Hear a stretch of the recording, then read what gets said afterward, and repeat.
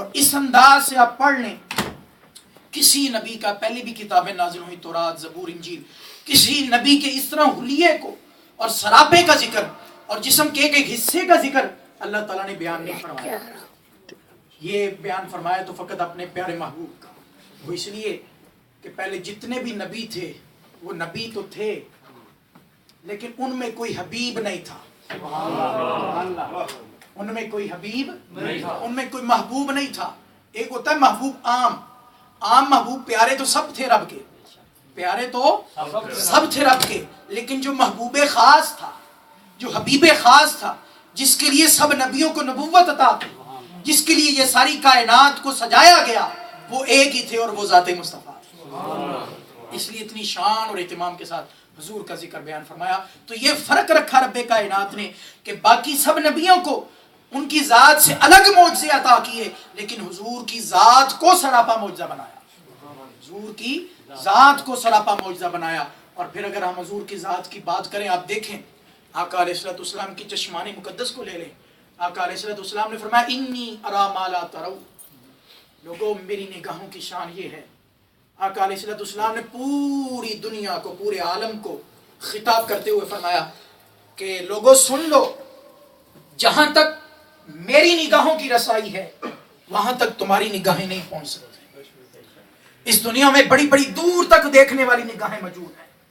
حضرت اسرائیل علیہ السلام کی نگاہ ہر شخص کی، ہر انسان کی زندگی پر ہے. جس شخص کی موت کا وقت آتا ہے پہنچ جاتے ہیں.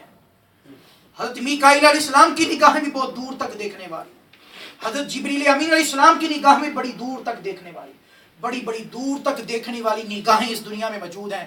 لیکن حضور سب کو خطاب کرتے ہوئے فرما رہے لوگوں سن لو، جہاں تک میری نگاہیں پہنچتی ہیں وہاں تک تمہاری نگاہیں نہیں پہنچتی. جو کچھ میں دیکھ سکتا ہوں وہ کچھ تم نہیں دیکھ سکتے. انی ارا ما لا ترون، یہ نگاہ مصطفیٰ کا کمال تھا.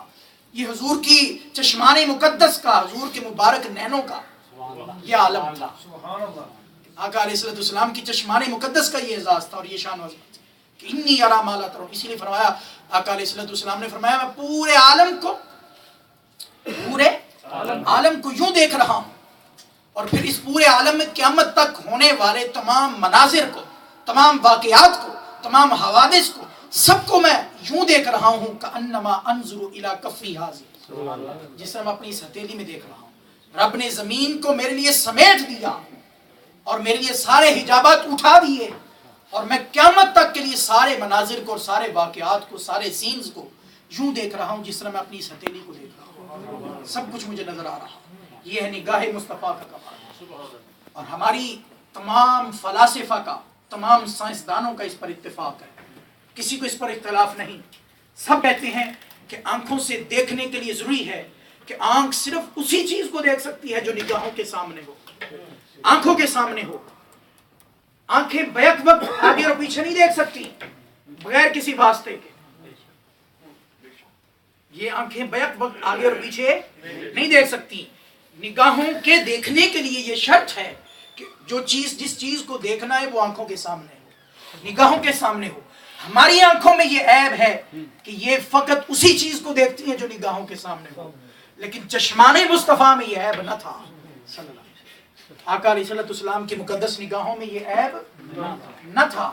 آپ کی نگاہیں بیک وقت آگے بھی دیکھتی تھیں، پیچھے بھی دیکھتی تھیں. لوگ کس طرح کہہ لیتے ہیں ان کی بھی دو آنکھیں، ہماری بھی دو آنکھیں. ان کو دو آنکھیں تو نظر آئیں لیکن ان دو آنکھوں سے بیک وقت آگے پیچھے دیکھنا نظر نہ آیا. لوگ کس طرح کہہ لیتے ہیں ان کے بھی دو ہاتھ، ہمارے بھی دو ہاتھ، ایک ہی جیسی بات ہے، ہم جیسے بشر. یہ تو نظر آیا لیکن ان ہاتھوں کے اشارے سے سورج کو پلٹتے ہوئے نہیں دیکھا. اس انگلیوں کے اشارے سے چاند کو دو ٹکڑے ہوتے ہوئے نہیں دیکھا.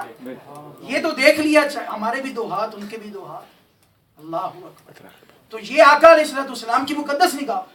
صحیح بخاری شریف کے حدیث پاک ہے، آقا علیہ السلام نے فرمایا فواللہ ما یخفی علی رکوعکم ولا خشوعکم. لوگوں اپنے اقیم الرکوع والسجود، اپنے رکوع ٹھیک کیا کرو، اپنے سجدے ٹھیک کیا کرو. صحابہ کرام کو آپ نے فرمایا کیوں؟ فرمایا فواللہ انی لا اراکم من بعدی. آپ نے فرمایا مجھے اپنے رب کی قسم میں اپنے پیچھے بھی ویسے ہی دیکھتا ہوں جیسے اپنے آگے دیکھتا ہوں. سبحان اللہ. چلیں رکوع اور سجود تو ایک ظاہری حالت ہے, ایک ظاہری حالت. رکوع نظر آتا ہے, سجدہ نظر آتا ہے, ایک دیکھنے کی چیز ہے. خشوع تو نظر نہیں آتا, خشوع تو دیکھنے کی چیز نہیں. لیکن چشمان مقدس کا یہ کمال ہے. آقا علیہ الصلوۃ والسلام نے فرمایا, صحیح بخاری شریف کے حدیث پاک ہے, فرمایا واللہ ما یخفی علی رکوعکم ولا خشوعکم, فرمایا مجھے اپنے رب کی قسم, نہ تمہارے رکوع مجھ سے چھپے ہوئے ہیں, نہ تمہارا خشوع مجھ سے چھپے ہوئے ہیں. تمہارے دلوں کی کیفیت کو بھی جانتا ہوں, تمہارے خشوع کو بھی جانتا ہوں, خضوع کو بھی جانتا ہوں. کون کس نیت سے کھڑا ہے, کس ارادے سے کھڑا ہے, کس نیت اور ارادے سے نماز پڑھ رہا ہے, اس کے دل میں کیا چل رہا ہے, اس کے دماغ اور تصورات میں کیا چل رہا ہے. یہ حضور کی نگاہوں کا عالم تھا. ہماری نگاہیں فقط اسی چیز کو دیکھتی ہیں جو اجالے میں ہو, جو روشنی میں ہو. ہماری نگاہوں کے لیے ضروری ہے کہ ڈبل روشنی ہو, ڈبل لائٹ ہو, اندر بھی لائٹ ہو, باہر بھی لائٹ ہو. آنکھوں میں بھی بینائی ہو اور باہر بھی نور ہو, باہر بھی روشنائی ہو, روشنی ہو. دونوں جگہ نور ہوگا تو نظر آئے گا. اگر ادھر نور نہیں, باہر نور ہے تو پھر بھی نظر نہیں آئے گا. اگر ادھر نور ہے, باہر نور نہیں تو پھر بھی نظر نہیں. دونوں جگہ نور ہونے کے لیے ضروری ہے.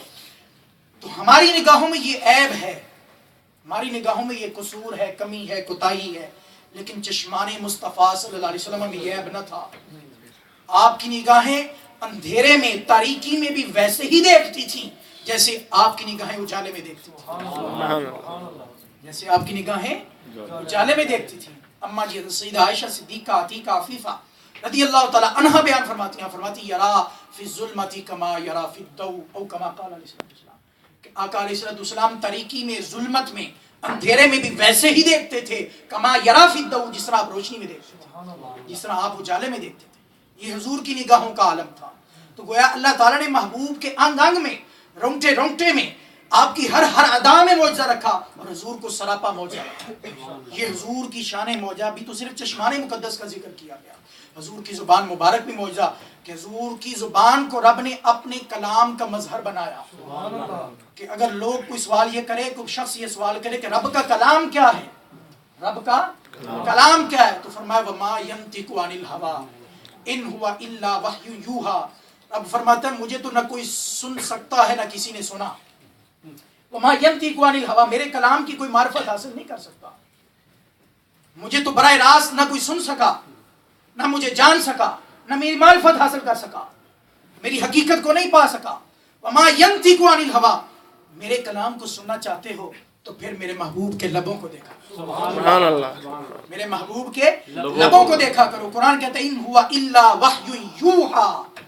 جب میرے محبوب کے لب حرکت کرتے ہیں, اور محبوب کے لبوں کے حرکت کرنے سے جو الفاظ صادر ہوتے ہیں, جو الفاظ نکلتے ہیں, جو جملے نکلتے ہیں, وہی میرا کلام. سبحان اللہ, وہی میرا کلام. وما ینطق عن, تو یہ حضور کے لب مبارک بھی معجزہ, حضور کی زبان مبارک بھی معجزہ, کہ ان لبوں سے جو نکلنے والے الفاظ, جملے, گفتگو, ان کا جو درجہ ہے وہ وحی کا درجہ ہے, وہ کلام خدا کا درجہ ہے. حضور کی سماعت مبارک بھی معجزہ. وقت ہوا چاہتا ہے یہ سارے اعضاء مبارک آقا علیہ السلام کے لعاب دہن میں معجزہ. تو اللہ تعالیٰ نے اپنے محبوب کی ذات کو سراپا معجزہ بنایا, محبوب کی ذات کو.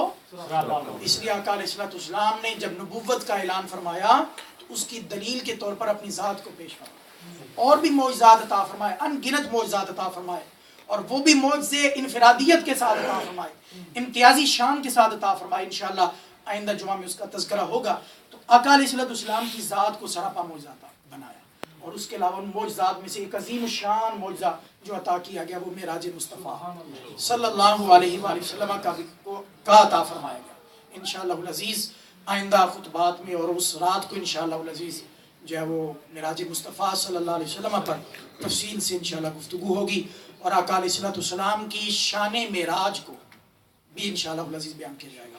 اللہ تعالیٰ ہم سب کو آقا علیہ السلام کی سچی محبت عطا فرمائے, اور آپ کی تعلیمات پر عمل کرنے کی توفیق عطا فرمائے. آخر دعوانا